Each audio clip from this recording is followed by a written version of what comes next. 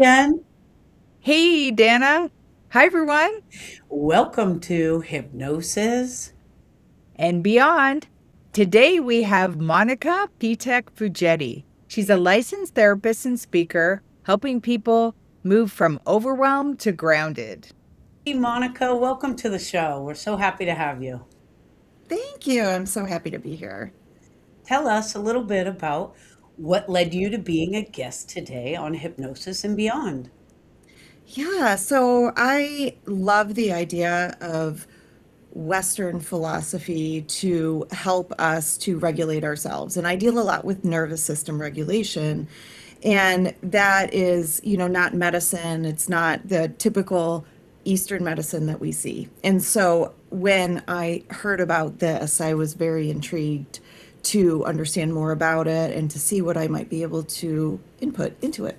Wow, that's so cool. So, what led you to your interest in the nervous system? It's kind of a specialized, like you say, it's not the typical thing. Yeah. So it was a trajectory that never starts at the place where you end up, like life, right? So I started my journey actually as a high school counselor, and I spent 17 years as a high school counselor working with high school students and things, and it was just very much solution focused, do what we have to do to get you through the day, which I did not find a lot of fulfillment in. So I ended up breaking from that, and I worked at other private practices and group practices until I started my own practice, Whole Mind Wellness, and I specialize in anxiety and trauma treatment. And in doing that, with all the education that you get and the information that you receive about that, you really realize very quickly that we can't think our way out of trauma. We can't, or trauma responses, we can't think our way out of anxiety. Everything is based in the body. And in the body is where your nervous system is. And so I started studying a lot of Stephen Porges's work, Deb Dana's work, Bessel van der Kolk, Body Keeps a Score, all about the polyvagal theory and nervous system work. And then I also started practicing yoga and learning more about trauma informed yoga and the different poses that we can do and the things that we can do to help our nervous system to help us to feel relaxed. Because at the end of the day, if we do not feel safe, then we're not going to be able to move from fight flight to safety and connection. And so that led me into a place where I decided that nervous system work is really the cornerstone to helping people regulate their emotions. Yeah, that's right. Okay. So then is that a component of when you work with people? Do you do education as a starting point, or do you just kind of weave it in along the way, or how much do you have to teach people about their nervous system for them to get results? Yeah, well, the education piece does take a while because we're not taught nervous system, we're not taught emotions, we're taught logic. And so and CBT, cognitive behavioral theory, is what psychology was really founded on. And because it has the most research behind it, people often think it's the best therapy and technique. And I'm not discounting that. It does have a place, and I use it myself. But to move into cognitive behavioral therapy and saying you just need to change your thoughts about the way that you feel, a lot of the times, the clients that I have seen in the past just feel very much deflated because it doesn't work so well for them. And so I always start with helping them understand how the brain really works. And I just, in a very quick way, in a nutshell, the amygdala is that fight, flight, freeze center of the brain. All the information's coming and it goes to the amygdala and it goes to the prefrontal cortex at the same time. But the prefrontal cortex is further away than the amygdala. So the amygdala gets the information first and it processes that information and based on history. So if you ever got bit by a dog and you're walking down the street and you see a little cute little puppy pass, information comes in and it says, wait a second, dog, four legs, that's danger. So it's not going to send the information to the prefrontal cortex that you're okay. It's saying fight, flight, freeze, right? Because the dog is danger. And so we have to be able to shrink the amygdala and help it to go offline.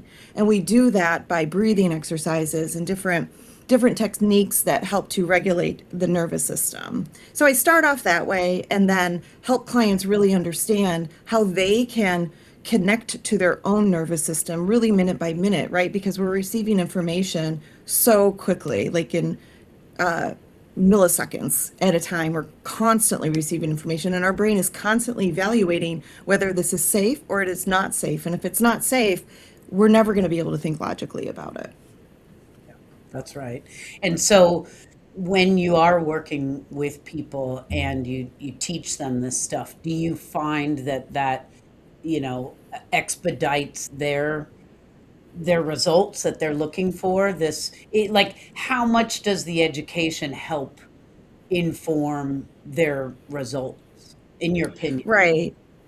Right. So I think that it really, if they use it, right, with anything, right, we can give somebody information and what you do with it really matters. And I always say with therapy, the therapy happens in between the sessions, and we're just here to check in with each other and give more strategies and that sort of thing. So if they're using it, I always encourage, like, first let's get to know what's happening in your body. I want you to just observe and notice what you're noticing. And also don't be afraid of anything that comes up. Nothing can hurt you right now. There's no thoughts or feelings that are going to kill you. Just look at them with judgment and become curious about them. Notice where you're feeling these things in your body, because once you know that, then after you get attuned to how your body is reacting to different stimuli, then what happens is all of a sudden you can be like, oh my gosh, my chest hurts. That means I must be anxious about X, Y, or Z right now. Or maybe if your stomach hurts, it might tell you you're anxious about something else too. So getting to know that about yourself really is the first go-to. And then what we can do from there, then we kind of break it down once they get to be more adept at understanding their body's signals. We then work on, okay, you know your body signals now. Now what can we do to help calm your system? Because it's trying to tell you something. That's all it's doing. It's just information, nothing to be afraid of. And it's up to us to decide, is this information that's going to help us? Is it going to hurt us? And is there something I can do about this information so that it doesn't have to be in real time? And so they do those practices. And we also infuse then, once they're adept at that, we can do cognitive behavioral therapy. We can do acceptance and commitment therapy and more other kind of somatic work as well. And inner child work is a lot of what I do as well. Wonderful. And so since you started off working with kids, do you still work with kids now, or who do you I primarily? don't actually. I don't. I work with adults and couples right now. So I specialize, like I said, in anxiety and trauma treatment. I'm trained in EMDR and Brainspotting as well. And but yeah, I specifically do just adults and couples. And I think that it's just because I think I got a little bit of scare from dealing with kids and their parents mainly. Like, I wanted everyone to be at least 18 years old, so I didn't owe information to anybody else except for the client. Well, and I think it's wonderful to know what you gravitate towards. So my question of certainly wasn't, meant to suggest you should have stayed in that. We all No, no. evolve. I was just curious where that went. How does this work with couples, out of curiosity? Yeah, so it with couples, I do mostly emotionally focused therapy with couples. And so it's interesting for them and for me too, because there's a lot of inner child work and history of childhood and how you formed your attachment styles and those sorts of things. So helping not just the person in their body understand their nervous system, but then helping their partner understand their nervous system, and the partner understand how to see when their spouse or partner is activated in any way. So it is really interesting, and it can be really effective, because once they get to know and they really dig into that, what happens is, uh, like, if you're my partner, I can say to you, Dana, you just got real quiet right now. And I know that when you were a child, you felt like that was the only place that you could be safe. Do you feel like you're not going to be heard right now? And it's a whole different vibe that goes on in the communication when we do it that way. I mean, what a gift for couples to have a way to recognize something. I think it's so, um, most people just go quickly to feeling, like it must be them. So how empowering to know, well, that's just something that's going on in their nervous system and give them a chance to have empathy, right? Yeah, yeah, yeah. Empathy is key. Yeah. I'd love if you talk a little bit about the brain spotting too. Yeah, so Bessel van der Kolk actually discovered, I'll say, brain spotting while he was trying to do EMDR, eye movement desensitization. I can never say the word, and reprocessing, where it's bilateral movement. So he was doing this. He started to do this EMDR with, I think it was a figure skater or something like that. It was a high achieving athlete, and she was extremely stressed out. And for whatever reason, like he held like this stick in front of her, and he noticed like she would just be looking at one spot, and all of a sudden her emotions would respond to that. And through the work, what he discovered is where we look is where that particular emotion is held, which is really, really interesting. So with brain spotting, in a very quick way, that whatever you're bringing up, it's similar to EMDR, but it's not exactly the same in the technique. So if you're bringing up, I am going to mess up the speech I have to do in front of this crowd. So I would start here, and I would slowly have you move from one end to the other. And then you would stop where you felt that sensation of fear most. And then I would go up and down wherever. And it's amazing. Your body will tell you when to stop. And you'll be like, oh, well, it's right there. And then I have you hold that gaze for 60 seconds or so while you're holding this negative belief about yourself and an image or feeling that comes up along with it. And just like EMDR, you still do the what comes up for you. I want you to go with that, keep holding it. And it really helps it really helps people to diffuse a bit from the emotional hold that maybe whatever that cognition is.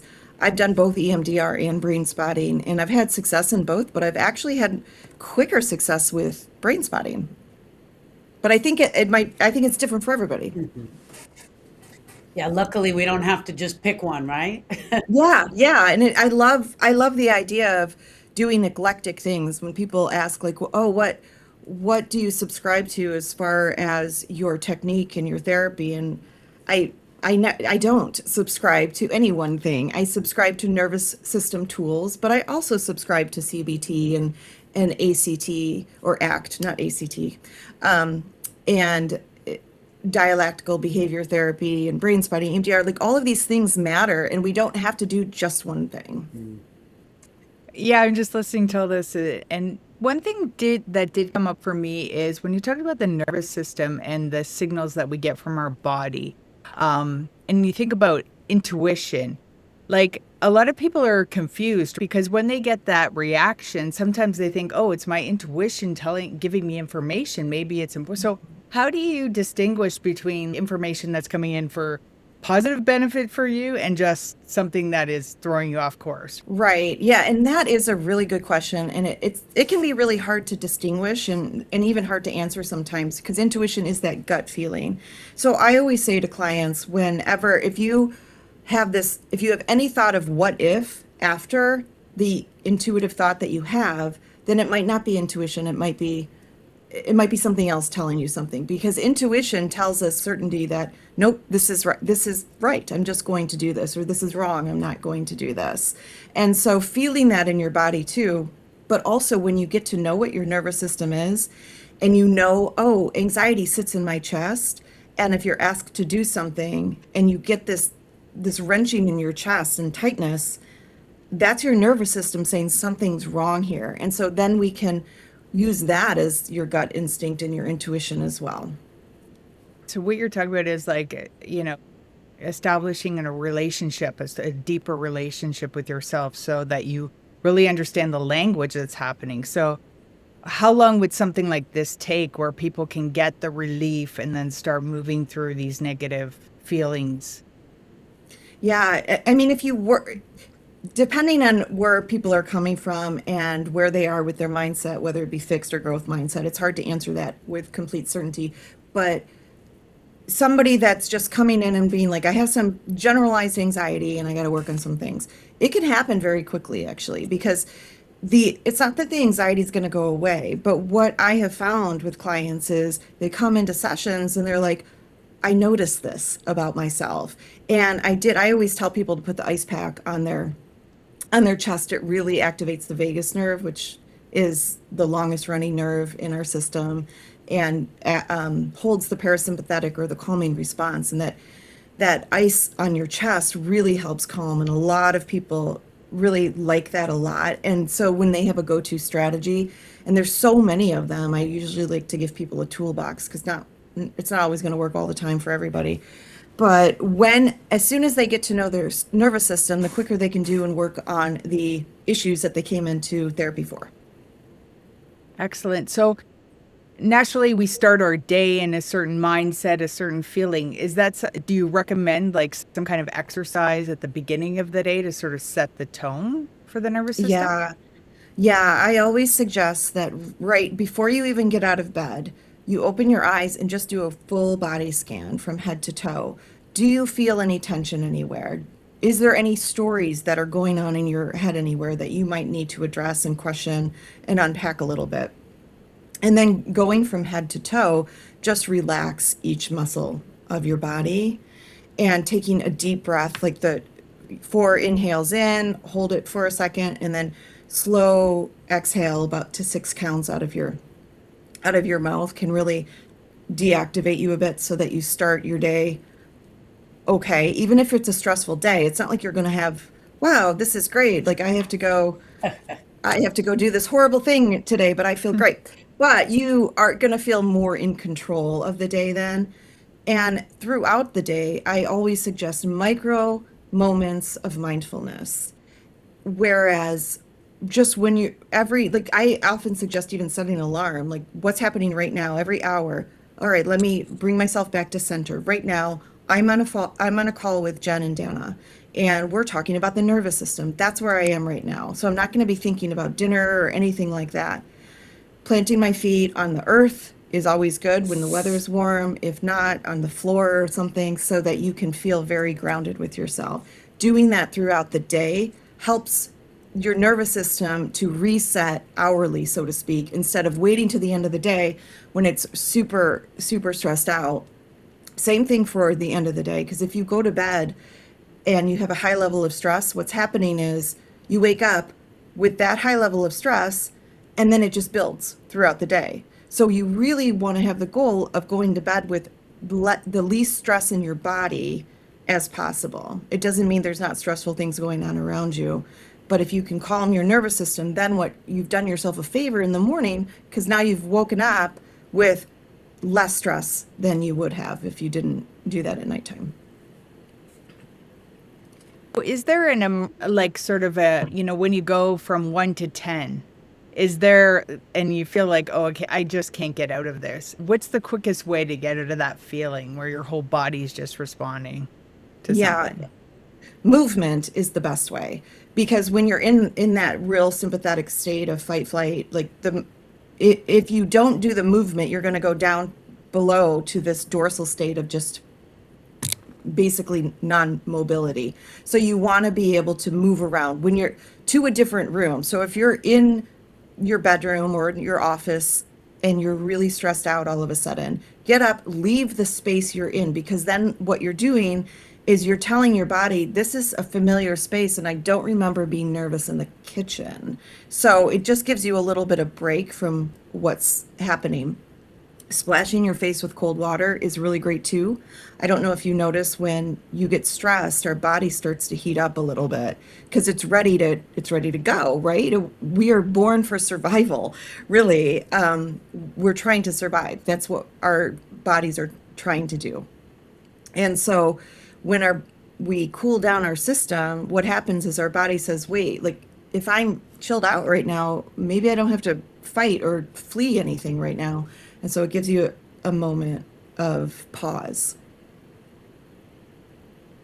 think that people are becoming more aware of their nervous system? Like it seems to be kind of a buzz around our area of expertise, but out there in the world, are people becoming more aware of their nervous system?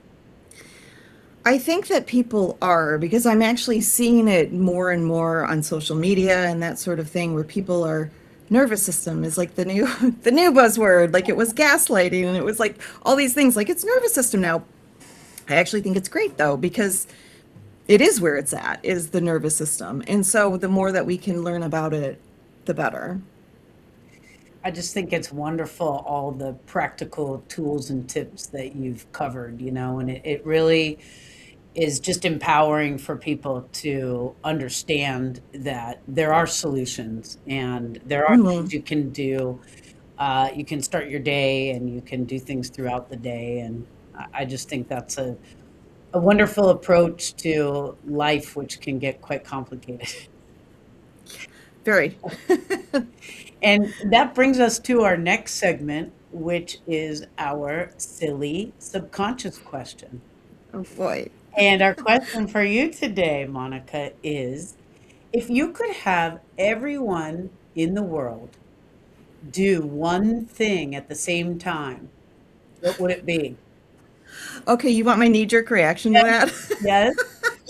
I would have everyone in the same time at the same time put on those blow up costumes Ah, and just like walk around life with it. And they have to do like their whole day. So they're just like, hey, sipping coffee with a big dinosaur costume.